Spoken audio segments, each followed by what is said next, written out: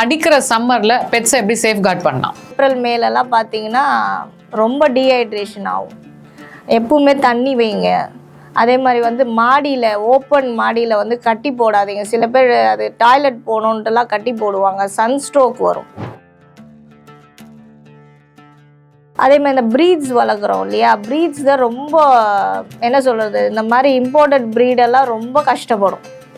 இந்த பக்கு, இந்த ரெட்ரீவரு, அப்புறம் வந்து லேப், இதெல்லாம் பார்த்தீங்கன்னா வெளியிலேயே இருக்க முடியாது அவங்களால. இந்த சலைவா வந்துக்கிட்டே இருக்கும். சில பேர் இந்த சம்மரில் ஏசிஸ் யூஸ் பண்ணி வைப்பாங்களே, ஏசியில் இருக்கலாமா?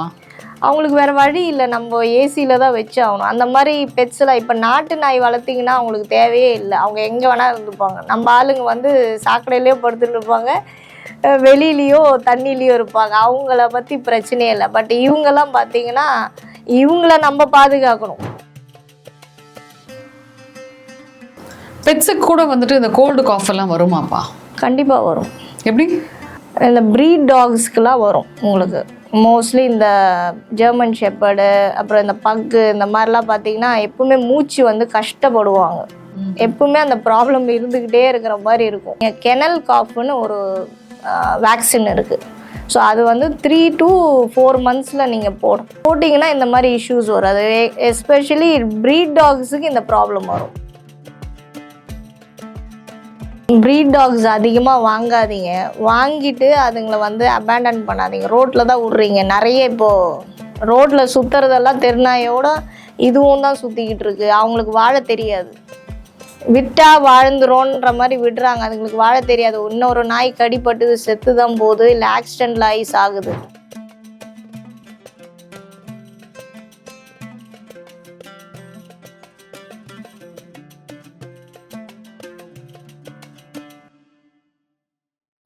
அப்போல்லாம் பார்த்தீங்கன்னா நம்ம சின்ன வயசுலலாம் ஹைவேஸில் போகும்போது மரத்துலலாம் இந்த தூக்குனாங்குருவின்னுவாங்க. அழகாக தொங்குற மாதிரி ஒரு வீடு கட்டி வச்சுருக்கோம். அதெல்லாம் இப்போ பார்க்குறது இல்லை, அதுவும் அழிஞ்சிருச்சு. அதே மாதிரி பார்த்தா மயில் வந்து பார்த்திங்கன்னா இனப்பெருக்கம் அதிகமாக இருக்குது. இருந்த இடம்லாம் வந்து பார்த்திங்கன்னா மரத்தை எல்லாம் வெட்டி அதுங்களும் இப்போ அழிஞ்சிக்கிட்டு இருக்குது. அதுங்களுக்கு வந்து நிழலுக்கு கூட இடம் இல்லாமல் வீடுங்களில் புகுந்துருது. அதாவது இங்கே கோயம்புத்தூர், ஈரோடு அப்படிலாம் பார்த்தீங்கன்னா வீட்டுக்குள்ளேயே சுற்றும். ஸோ அவங்க எல்லாம் வந்து நம்ம சாப்பிட்ற இதுவெல்லாம் சாப்பிட்டுட்டு சுற்றிக்கிட்டு இருக்குதுங்க. அதுங்களுக்கு வேற வழி இல்லாமல் பண்ணிட்டோம். நம்ம முன்ன இருந்த பாப்புலேஷன் இப்போ கிடையாது மயிலெல்லாம். இப்போ இருக்கிற பேர்ட்ஸ் அட்லீஸ்ட் நம்ம தக்க வச்சுக்கிறதுக்கு என்னப்பா பண்ணுறது? நம்ம வந்து ட்ரீஸ் வைக்கணும். அதை தான் சொல்கிறேன், மரம் வளர்க்கணும். எங்கெல்லாம் முடியுதோ மரம் வச்சு அவங்கள எப்படிலாம் நம்ம பார்த்துக்க முடியுமோ பார்த்துக்குறோம். சில பேர் என்ன பண்ணுவோம், வீட்டில் மரம் வளர்ப்பாங்க, ஆனால் வந்து பறவை வரக்கூடாதுன்னு அதுக்கு ஒரு நெட்டு மாதிரி போட்டு வச்சிடுறாங்க. ஒரு க்ரீன் கலர் நெட்டு மாதிரி போட்டு பறவை வரக்கூடாது. அப்புறம் எதுக்கு வளர்க்கணும்? அந்த மரம் ஒரு பிரயோஜனமே இல்லாமல் தானே வளர்க்குறோம். எல்லாத்துலேயும் வந்து பார்த்திங்கன்னா மனுஷங்க வந்து அவங்க விஷயத்தை மட்டும் யோசிக்கிறாங்களே தவிர அடுத்த ஜென்ரேஷனை பற்றி நம்ம யோசிக்க மாட்டேங்கிறோம். இப்படியே போச்சுன்னா அடுத்த ஜென்ரேஷனில் எல்லாமே பேப்பரில் தான் காட்டணும்னு நினைக்கிறேன். பேப்பரில் காட்டணும்னு இல்லை, நம்மளுக்கு எந்த அக்ரிகல்ச்சரும் எல்லாமே போயிடும். எல்லாமே செயற்கை முறையில் தான் நம்மளுக்கு வரும். ரொம்ப சூப்பராக பேர்ட்ஸ் பற்றி சொன்னீங்க. இன்னொரு முக்கியமான கேள்வி என்ன, நம்மளோட வியூவர்ஸ் எல்லாம் கேட்ட கேள்வியை, வரப்போகிற சம்மரில் வந்து நம்மளோட பெட்ஸை எப்படி சேஃபாக பார்த்துக்கலாம் அப்படின்னு சொல்லிட்டு. ஸோ அடிக்கிற சம்மரில் பெட்ஸை எப்படி சேஃப்கார்ட் பண்ணலாம்? நம்ம எப்பவுமே சம்மரில் தான் இருக்கோம்னு வச்சுங்களேன். ஆமாம், அதுவும் உண்மைதான். எப்பவுமே ஹீட்டில் தான் இருக்கும். பட் வந்து இப்போது ஏப்ரல் மேலெல்லாம் பார்த்தீங்கன்னா ரொம்ப டீஹைட்ரேஷன் ஆகும். எப்பவுமே தண்ணி வைங்க. அதே மாதிரி வந்து மாடியில், ஓப்பன் மாடியில் வந்து கட்டி போடாதீங்க. சில பேர் அது டாய்லெட் போகணுன்ட்டுலாம் கட்டி போடுவாங்க, சன்ஸ்ட்ரோக் வரும். ஸோ அதுவும் பண்ணாதீங்க. அதே மாதிரி பாடி ஃபுல்லாக பார்த்தீங்கன்னா அவங்களுக்கு ஹீட் பாயில்ஸ் மாதிரி வரும், சகப்பாக வந்துடும். அதனால் கொஞ்சம் வீட்டில் வந்து பாதுகாப்பாக வைங்க. வெயிலில், ஓப்பன் வெயிலில் அவங்கள போக விடாதீங்க. அதே மாதிரி வாக்கிங் கூப்பிட்டு போனாலும் வந்து கொஞ்சம் சீக்கிரமாக வெயிலுக்கு முன்னாடி கூட்டிகிட்டு போயிட்டு வாங்க. ஏன்னா அவங்களுக்கும் சூடு தாங்காது இல்லையா, பாதம்லாம் சூடு இருக்கும். ஸோ அவங்களும் பாதம் தாங்க மாட்டாங்க. அதே மாதிரி பார்த்தீங்கன்னா அவங்க வீக்லி ஒன்ஸ் குளிப்பாட்டுங்க. இப்போ நம்ம வின்டர்லலாம் பார்த்தீங்கன்னா மழை காலத்துலலாம் வந்து மாதத்தில் 2 வாட்டி குளிப்பாட்டலாம். பட் இந்த மாதிரி வெயில் டைமில் பார்த்தீங்கன்னா நம்ம வந்து வாரத்துக்கு 1 வாட்டியோ 2 வாட்டியோ குளிப்பாட்டிடணும். அதே மாதிரி இந்த ப்ரீட்ஸ் வளர்க்குறோம் இல்லையா, ப்ரீட்ஸ் தான் ரொம்ப என்ன சொல்கிறது, இந்த மாதிரி இம்போர்ட்டட் ப்ரீடெல்லாம் ரொம்ப கஷ்டப்படும். இந்த பக்கு, இந்த ரெட்ரீவரு, அப்புறம் வந்து லேப், இதெல்லாம் பார்த்தீங்கன்னா வெளியிலேயே இருக்க முடியாது அவங்களால. இந்த சலைவா வந்துக்கிட்டே இருக்கும். அதனால வீட்டுக்குள்ளேயே அவங்கள முடிஞ்ச அளவுக்கு வீட்டுக்குள்ளேயே வைங்க. சில பேர் இந்த சம்மர்ல ஏசிஸ் யூஸ் பண்ணி வைப்பாங்களே, ஏசியில் இருக்கலாமா? அவங்களுக்கு வேற வழி இல்லை, நம்ம ஏசியில தான் வச்சு ஆகணும். அந்த மாதிரி பெட்ஸ்லாம் இப்போ நாட்டு நாய் வளர்த்திங்கன்னா அவங்களுக்கு தேவையே இல்லை, அவங்க எங்கே வேணால் இருந்துப்பாங்க. நம்ம ஆளுங்க வந்து சாக்கடையிலேயோ படுத்துட்டு இருப்பாங்க, வெளியிலையோ தண்ணிலையோ இருப்பாங்க, அவங்கள பற்றி பிரச்சனையே இல்லை. பட் இவங்கெல்லாம் பார்த்தீங்கன்னா இவங்கள நம்ம பாதுகாக்கணும். ஸோ அதுக்கு தான் நான் சொல்லுவேன், எப்பவுமே நாட்டு நாய் வளங்கன்னு சொல்லுவேன். கரெக்ட். இன்னொன்று பார்த்தீங்கன்னா இந்த சம்மரில் வந்து என்ன மாதிரியான ஃபுட்டு கொடுக்கலாம்ப்பா? டாக்ஸுக்கு பார்த்தீங்கன்னா நீங்கள் வந்து இது கோகனட் வாட்டர் கொடுக்கலாம், இளநீர் கொடுக்கலாம், அப்புறம் ஃப்ரூட்ஸில் வாட்டர்மெலன் கொடுக்கலாம், மோர் கொடுக்கலாம். வாரத்தில் 1 நாள் 2 நாள் கொடுங்க. யூரின்லாம் வந்து கொஞ்சம் கஷ்டப்படுற மாதிரி இருக்கும், ஹீட் ஆயிரும், எல்லோவாக போவாங்க. அதனால் கொஞ்சம் தண்ணி அதிக சத்து இருக்க மாதிரி, அது மாதிரி எல்லோ பம்கின் வாங்கல, மஞ்சள் பூசணி, அதை கொடுங்க. சாப்பிடுமாண்ணா? அது ஏதாவது சாப்பாட்டில் மிக்ஸ் பண்ணி ரொம்ப கொடுக்காதீங்க, கொஞ்சமாக இது பண்ணி கொடுங்க. பெட்ஸுக்கு கூட வந்துட்டு இந்த கோல்டு காஃப் எல்லாம் வருமாப்பா? கண்டிப்பாக வரும். எப்படி? இந்த ப்ரீட் டாக்ஸ்க்கெலாம் வரும் உங்களுக்கு. மோஸ்ட்லி இந்த ஜெர்மன் ஷெப்பர்டு, அப்புறம் இந்த பக்கு, இந்த மாதிரிலாம் பார்த்தீங்கன்னா எப்பவுமே மூச்சு வந்து கஷ்டப்படுவாங்க, எப்பவுமே அந்த ப்ராப்ளம் இருந்துக்கிட்டே இருக்கிற மாதிரி இருக்கும். லங் டிசீஸ் வரும். அதுக்கப்புறம் பார்த்தீங்கன்னா பாக்டீரியல் இல்னஸ் வரும். அது வந்து ஒரு டாகுக்கும் ஸ்ப்ரெட் ஆகும், டாகுக்கும் கேட்டுக்கும் ஸ்ப்ரெட் ஆகும். ஸோ அதுக்கு என்ன பண்ணோன்னா, நீங்கள் கெனல் காஃப்னு ஒரு வேக்சின் இருக்குது. ஸோ அது வந்து 3 to 4 months நீங்கள் போட்டிங்கன்னா இந்த மாதிரி இஷ்யூஸ் வரும். அது எஸ்பெஷலி ப்ரீட் டாக்ஸுக்கு இந்த ப்ராப்ளம் வரும். நம்ம நாட்டு நாய்க்கு வராது. இது வராம இருக்கிறதுக்கு அந்த மாதிரி வராம இருக்கு. வந்துருச்சுன்னா என்னப்பா பண்றது? வந்துருச்சுன்னா நீங்க கோல்ட் ஐட்டம்ஸ் எதுவும் கொடுக்காதீங்க. தயிர் சாதம் கொடுப்பாங்க, சில பேர் வந்து ஐஸ் வாட்டர் கூட கொடுப்பாங்க. டாக் குடிக்குது, அதுதான் ரொம்ப விரும்பி குடிக்குதுன்னு சொல்லி ஐஸ் கியூப் எல்லாம் போட்டு கொடுப்பாங்க. அதெல்லாம் செய்யாதீங்க. ஸோ எதா இருந்தாலும் டாக்டரை கன்சல்ட் பண்ணுங்க. ஏதாவது ஒரு ஃபீவரோ கோல்டோன்னா எது இருந்தாலும் சரி, நம்மளா வீட்டில் வைத்தியம் பார்க்க முடியாது. நீங்கள் எதா இருந்தாலும் டாக்டர் கிட்ட கூட்டிட்டு போய் ஒரு அதோட டெம்பரேச்சர்லாம் செக் பண்ணாதான் நம்மளுக்கு தெரியும். இன்னொன்று பார்த்தீங்கன்னா இந்த பெஸ்டிசைட்ஸ்ன்னு சொல்கிறாங்கல்லப்பா, இப்போ அதை பற்றி கொஞ்சம் எலாபரேட்டாக சொல்ல முடியுமா? பெஸ்டிசைட்னா வந்து வீட்டில் நாய் வளர்க்காதீங்க, பூனை வளர்க்காதீங்க அப்படி சொல்லிகிட்டு இருக்காங்க. அது எதுக்குன்னா அவங்களுக்கு வந்து வேர்ம்ஸ் இருக்கும். இப்போ நம்மளுக்கும் இருக்குது, அது பூச்சின்னு சொல்லுவாங்களே, அந்த வயிற்றுல பூச்சி வர்றது. அதை வந்து நம்ம அதுக்கு தான் எல்லா இன்டர்வியூவில் சொல்லுவேன், டீவார்மிங் பண்ணுங்கன்னு சொல்லுவேன். இப்போ வந்து சின்ன பப்பியாக இருந்தால் எவ்ரி 2 weeks ஒன்ஸ் 12 weeks வரைக்கும் பண்ணணும், டீவார்மிங் பண்ணிகிட்டு இருக்கணும். அதே மாதிரி அடல்ட் ஆயிடுச்சுன்னா எவ்ரி 3 months ஒன்ஸ் கேட் ஆகட்டும் டாக் ஆகட்டும் டீவார்மிங் பண்ணணும். அதனால் நம்மளுக்கு எந்த பாதிப்பும் கிடையாது. அவங்களுக்கு தான் டயரியாவும் வெயிட் லாஸ் இருக்கும் உங்களுக்கு. ஸோ அதனால் என்ன ஆகும்னா, அவங்க இந்த குட்டி நாய்ங்கெல்லாம் பார்த்துருப்பீங்க ரோட்டில், அது வந்து வயிறு வந்து பெருசாகவே இருக்கும் உங்களுக்கு. அதெல்லாம் பார்த்தீங்கன்னா பூச்சி தான், அது ஃபுல்லாக பூச்சி தான் இருக்கும். அவங்களுக்கு வந்து அந்த டீவார்மிங்லாம் பண்ணும் போது தான் அது வெளியில் வரும். இப்போ நம்மளே அப்படி தானே, நான்வெஜ் எல்லாம் சாப்பிட்டோன்னா நம்ம ஏதாவது ஒன்று சாப்பிட்றோம் இல்லையா, சாப்பிட்டா தான் இந்த பூச்சியெல்லாம் வராமல் இருக்கும். சின்ன வயசுலலாம் இந்த இதெல்லாம் கொடுப்பாங்க நம்மளுக்கும். ஸோ அதே மாதிரி தான், அதனால் நம்மளுக்கு எந்த பாதிப்பும் கிடையாது. எப்போவுமே பெட்ஸ் வளர்க்குறதா இருந்தால் இந்த மாதிரி கிளியராக வளங்க, டாக்டர்கிட்ட கூட்டிகிட்டு போய் கன்சல்ட் பண்ணுங்க. இந்த மாதிரி வளர்த்திங்கன்னா பிரச்சனை இல்லை. சில பேர் வந்து எதுவுமே கேர் எடுக்க மாட்டாங்க, எந்த விஷயமும் பண்ண மாட்டாங்க, ஆனால் டாக் வளர்ப்பாங்க, அது தட்டிலேயே அவங்களும் சாப்பிடுவாங்க, ஊட்டி விடுவாங்க. நான் என்ன சொல்கிறேன், பாசமாக இருக்கிறத பற்றி நான் தப்பு சொல்லலை, பட் வந்து அதுங்களும் க்ளீனாக வச்சுங்கன்னு சொல்கிறேன். அது உண்மைதான். இப்போது சம்மர் வந்துட்டாலே வந்து நிறைய பேர் இந்த பேர்ட்ஸ் கேட்பாங்க, பெட்ஸ் கேட்பாங்கன்னு நீங்கள் சொன்னீங்க இல்லையா, அது ஏன் பர்டிகுலராக சம்மர் வந்தால் அப்படி கேட்குறாங்க? இப்போல்லாம் மக்கள் எப்படின்னா லீவ் விட்டால் ஏதாவது அவங்களுக்கு டைம் பாஸுக்கு தானே இதெல்லாம் வளர்க்குறது. இது வந்து ஒரு லைஃப் டைம் கமிட்மெண்ட்டாக எடுக்க மாட்டாங்க. இது வந்து ஒரு 12-15 years கமிட்மெண்ட்டு, அந்த மாதிரி யாரும் எடுக்கிறது இல்லை. ஸோ குழந்தைங்க கேட்குறாங்கன்னு வாங்கி கொடுக்கறதே தப்பான விஷயம். பட் வந்து நீங்கள் வளர்த்திங்கன்னா, குழந்தைங்களுக்காக வளர்த்திங்கன்னா அவங்களுக்கு வந்து ரொம்ப அந்த ஸ்ட்ரெஸ் ரிலீவ் ஆகும். இப்போ இருக்கிற படிப்பு இதெல்லாம் பார்த்தீங்கன்னா ரொம்ப ஸ்ட்ரெஸ் தான் அவங்களுக்கு. ஸோ அது ரிலீவ் ஆகும். அதுக்கப்புறம் வந்து அவங்களுக்குன்னு ஒரு ரெஸ்பான்சிபிலிட்டி வரும், பொறுப்பு வரும். அப்புறம் மற்றவங்களை எப்படி கேர் பண்ணோன்றதும் வரும் குழந்தைங்களுக்கு. அதுங்களை பார்த்து கற்றுப்பாங்க. அதே மாதிரி ஸ்பீச் சில குழந்தைங்களுக்கு வராது, 5 வயசுலேயும் அந்த பேச்சு வராமல் இருக்கும். அதுங்க வந்து பேச ஆரம்பிக்கும்.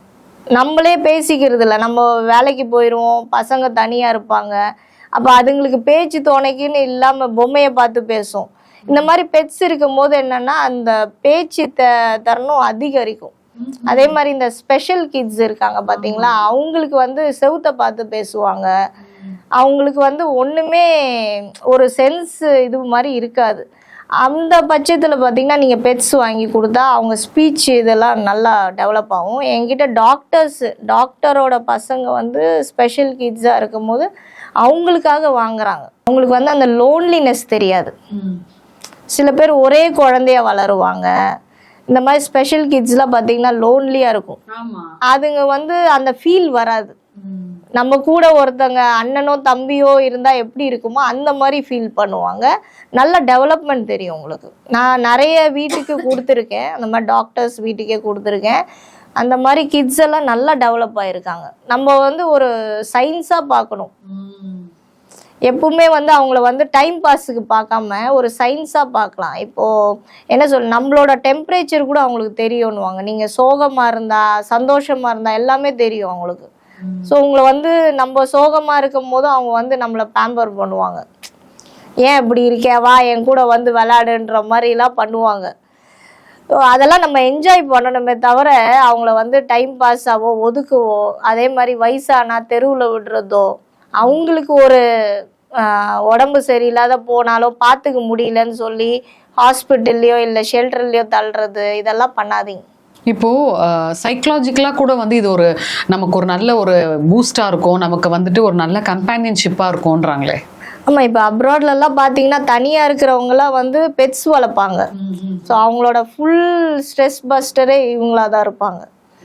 இப்போ நீங்கள் வளர்க்கும் போது அந்த ஃபீல் பண்ணுவீங்க, உங்களோட லோன்லினஸ் அதெல்லாம் வந்து கம்மியாக இருக்கும். உங்களுக்கு ஒரு ரெஸ்பான்சிபிலிட்டி இருக்கும். இப்போ நீங்கள் வெளியில் போகிறீங்கன்னா அவங்களுக்கு ஃபுட்டு வைக்கணும், அவங்கள வந்து வார குளிப்பாட்டணும், அவங்கள வாக்கிங் கூப்பிட்டு போகணும். சில பேர் ரொம்ப சோம்பேறியாக இருப்பாங்க, வீட்டில் எந்திரிக்க கூட முடியாமல். அவங்களுக்குலாம் டயாபிட்டிஸ் இருக்கும், பிபி இருக்கும், வாக்கிங் போக மாட்டாங்க. ஒரு டாகை வாங்கி கொடுங்க, காலையில் அதுவே இழுத்துட்டு போயிடும், அலாமே வேணாம். அதே மாதிரி தான் எங்கள் ஃப்ரெண்டு ஒருத்தர், அவருக்கு டயாபிட்டிஸ் இருந்தது. டாகை நான் கொடுத்தேன், 1 மாதம் அவருக்கு பிடிக்காம தான் வளர்த்தாரு. இப்போ பார்த்தா அது அவங்க வீட்டில் ஒரு குழந்தையா மாறிடுச்சு. இப்போ காலையில் 4 மணிக்கெல்லாம் அவரை வாக்கிங் கூப்பிட்டு போயிருது. அவர் எல்லாமே இப்போ ஃபிட்டாக இருக்காரு. இப்போது ஒருத்தவங்க கேட்டிருக்காங்கப்பா, அவங்க டாக் வாங்கினாங்க, அவங்களுக்கு அந்த டாகோட உடம்புல ரிங்காக இருக்குன்னு, அது என்னதுப்பா அது? ரிங்கானா இப்போது நீங்கள் ஒரு குட்டி வாங்குறீங்கன்னு வச்சுக்கோங்க, ப்ரீடர்கிட்டயோ இல்லை ரோட்டில் ஏதோ ஒன்று எடுத்து வளர்க்குறீங்களோ, அது அம்மா கிட்டேருந்து வரும். அது வந்து மைட்ஸ்ன்னு சொல்லுவாங்க. மேஞ்சுன்னா இந்த சின்ன சின்ன பூச்சி மாதிரி இருக்கும் உடம்புல. அது வந்து பார்த்திங்கன்னா உங்களுக்கு அந்த உடம்பெல்லாம் பேட்ச் இருக்கும், ரெட்டு கொடுக்கும், எப்போ பார்த்து சொரிஞ்சிக்கிட்டே இருப்பாங்க. அது அந்த சின்ன வயசில் வரும். அது ஒரு 2 வகை இருக்குது, கொஞ்சம் நார்மலும் இருக்குது, ஹை இதுவும் இருக்குது. ஸோ அது வந்ததுன்னா நீங்கள் டாக்டரை பார்க்குறது நல்லது. ஏன்னா டாக்டர் தான் வந்து அதுக்கு வந்து ஆன்டிபயோட்டிக் கொடுக்கணுமான்றதை பார்த்துட்டு கொடுப்பாங்க. நம்ம வீட்லேயே எந்த ட்ரீட்மெண்ட்டும் நம்ம ஃபஸ்ட்டே பண்ணக்கூடாது. ஃபஸ்ட்டு ஒரு டாக்டரை கன்சல்ட் பண்ணிவிட்டு நம்ம எதாக இருந்தாலும் ட்ரீட்மெண்ட் பண்ணலாம். பட் அது க்யூரபிள் தான். ஆனால் மந்த்லி ஒன்ஸ் பார்த்தீங்கன்னா ஸ்க்ராட்ச் டெஸ்ட்டுக்கெல்லாம் போகணும். அந்த மேஞ்சு வந்து எந்த அளவில் இருக்குன்னுலாம் டாக்டர் தான் பார்ப்பாங்க. ஸோ சில பேர் என்ன பண்ணுவாங்கன்னா வேப்பிலை பூசுவாங்க, தேங்காய் எண்ணெய் பூசுவாங்க, திருப்பி வந்துட்டு இருக்கோம். அது இன்டர்னலாகவும் நம்ம கொடுக்கணும். ஒரு ஆன்டிபயோட்டிக்காக இருக்கட்டும், மருந்து இருக்கட்டும், மல்டிவிட்டமினாக இருக்கட்டும், எதாக இருந்தாலும் நம்ம டாக்டரை கன்சல்ட் பண்ணி கொடுத்துட்டு நீங்கள் என்ன வேணால் வீட்டில் பண்ணலாம். லாஸ்ட் டைம் இன்டர்வியூவில் வந்து ஒருத்தர் கேட்டிருந்தார் என்ன, இந்த மாதிரி வந்து சொறி பிடிச்ச டாகுன்னா நான் ரெஸ்கியூரோ யாராவது ஹெல்ப் வச்சு ஹாஸ்பிட்டல் கூப்பிட்டு போங்கன்னு சொல்லியிருந்தேன். அது அவரே வந்து ட்ரீட்மெண்ட்டுக்கும் என்ன சொல்கிறாரு, நீமோசைட்டுன்ற ஒரு டேப்லெட்டை கொடுத்தா சரியாயிரும் அப்படின்னு. நம்ம பெட் லவராக இருக்கலாம், இல்லை வந்து ஒரு ரெஸ்கியூவராக இருக்கலாம், பட் நம்ம டாக்டர் ஆக முடியாது.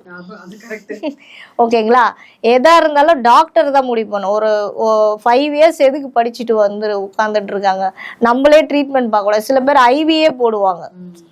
ஒரு ரெஸ்கியூவர்லாம் பார்த்தீங்கன்னா ஐவியே போடுவாங்க. அதுக்கும் டோசேஜ்னு இருக்குது. டாக்டர்ஸ்க்கு தெரியும், நம்மளுக்கு தெரியாது அது.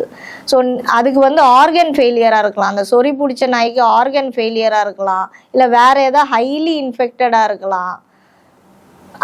அதனால நம்ம ஸ்கின்ல தான் காட்டும். உள்ள இன்டர்னலாக ஏதாவது பிரச்சனைனாலும் ஸ்கின்ல தான் காட்டும். நம்ம மனுஷங்க மாதிரி தான். ஸோ அப்போ டாக்டர்ஸ் என்ன பண்ணுவாங்க, அதுக்கு பிளட் டெஸ்ட் எடுப்பாங்க, வெயிட் செக்அப் பண்ணுவாங்க. வெயிட் பார்க்கும் போது என்னன்னா வெயிட்டுக்கு ஏற்ற மாதிரி டோசேஜ் கொடுப்பாங்க. நம்மளா எந்த டேப்லெட்டும் கொடுத்து அது வந்து டெம்பரரியாக நல்லா இருக்கிற மாதிரி தெரியும், பட் வந்து இன்டர்னலாக அதுங்க என்ன பிரச்சனையில் போகுதுன்னு நம்மளுக்கு தெரியாது. ஸோ இந்த மாதிரி மருந்து இதெல்லாம் வந்து நீங்களா எதுவும் யூஸ் பண்ணாதீங்க, டாக்டர்ஸ் கிட்ட போங்க எதா இருந்தாலும். நானே வந்து ஒரு அனிமல் லவர் தான், பட் நான் வந்து ட்ரீட்மெண்ட் பண்ண முடியாது, நான் டிப்ஸ் தான் கொடுக்க முடியும். ரொம்ப சூப்பரா சொன்னீங்க சுதா சந்திரசேகர். ஸோ உங்களோட டிப்ஸ் கண்டிப்பா வியூவர்ஸ்க்கு பிடிச்சிருக்கும்னு நினைக்கிறேன், அண்ட் யூஸ்ஃபுல்லாகவும் இருக்கும். பார்த்துட்டு இருக்க நேயர்களுக்கு நீங்க என்ன சொல்ல விரும்புறீங்க? ப்ரீட் டாக்ஸ் அதிகமாக வாங்காதீங்க, வாங்கிட்டு அதுங்களை வந்து அபேண்டன் பண்ணாதீங்க, ரோட்டில் தான் விட்றீங்க. நிறைய இப்போது ரோட்டில் சுற்றுறதெல்லாம் தெருநாயோட இதுவும் தான் சுற்றிக்கிட்டு இருக்கு. அவங்களுக்கு வாழ தெரியாது, விட்டா வாழ்ந்துரோன்ற மாதிரி விடுறாங்க, அதுங்களுக்கு வாழ தெரியாது. இன்னொரு நாய் கடிப்பட்டு செத்து தான் போகுது, இல்லை ஆக்சிடென்ட்ல ஐஸ் ஆகுது. ஸோ உங்களால் வளர்க்க முடியலன்னா வாங்காதீங்க. ஏதாவது நம்ம இந்தியன் டாக்ஸுக்கு லைஃப் கொடுங்க, தத்தெடுத்து வளங்க. எவ்வளோ ரோட்டில் சுற்றி ஆக்சிடென்ட் ஐஸ் ஆகுது, அதுங்களை எடுத்து வளங்க. அதே மாதிரி இப்போ ரீசெண்டாக பார்த்தீங்கன்னா Feb 21 நைட்டு வந்து ஒரு 5 குட்டிக்கு அம்மாவான நாயை வந்து தூக்கில் போட்டிருக்காங்க. ஸோ இந்த மாதிரியெல்லாம் ரொம்ப என்ன சொல்கிறது, இதெல்லாம் ரொம்ப க்ரைம் அதிகமாகிட்டு போகுது, அவங்கள துன்புறுத்துறது. நம்ம வந்து ஒரு குழந்தைய ரேப் பண்ண உலகமே பேசுது, அதுங்களுக்கும் ரேப் இருக்குது, ரேப் கேசஸ் இருக்குது, இந்த மாதிரிலாம் கொல்றது இருக்குது. இவங்களுக்கெல்லாம் யார் கேட்பா, யார் பாதுகாக்கிறது? அதுக்கப்புறம் ஐயோ இதெல்லாம் தயவு செஞ்சு பண்ணாதீங்க ப்ளீஸ். பிடிக்கலாம் ஒதுங்கி போயிடுங்க. இந்த மாதிரி தூக்கில் போடுறது, ரேப் பண்ணுறதெல்லாம் தயவு செஞ்சு அவாய்ட் பண்ணிடுங்க. ஆமாம், அவங்களுக்கு என்ன ஜஸ்டிஸ் கிடைக்க போகுது? அவங்களுக்கு ஒன்றுமே கிடைக்காது. ஆட்டை கடிச்சு அவங்களோட அந்த பெர்வர்ட்டட் தாட்ஸை அனிமல்ஸ் மேலேயும் காட்ட ஆரம்பிச்சிட்டாங்க. ஆல் ஈவில்ஸ் தான் அதிகமாக இருக்காங்கன்னு நினைக்கிறேன். அதனால நம்ம வந்து திருப்பி கடிக்குதுன்னும் போது நம்ம ரியாக்ட் பண்ணுறோமே, ஏன் வந்து நாயை பிடிக்க மாட்டேங்கிறீங்க, இது பண்ணுமே. பட் இதுக்கெல்லாம் என்ன பதில் சொல்கிறது? ஸோ தயவு செஞ்சு பண்ணாதீங்க. சுதா சந்திரசேகர், உங்களோட அட்வைஸ் ரொம்ப நல்லா இருந்தது. அண்ட் நிச்சயமாக உங்களோட சர்வீஸ் வந்து இன்னும் நிறைய வாயில்லா ஜீவனங்களுக்கு வந்து இன்னும் போய் சேரணும்னு நாங்கள்லாம் வந்து உங்கள் பக்கம் என்றைக்குமே சப்போர்ட்டாக நிற்கிறோம். நன்றி. நன்றி.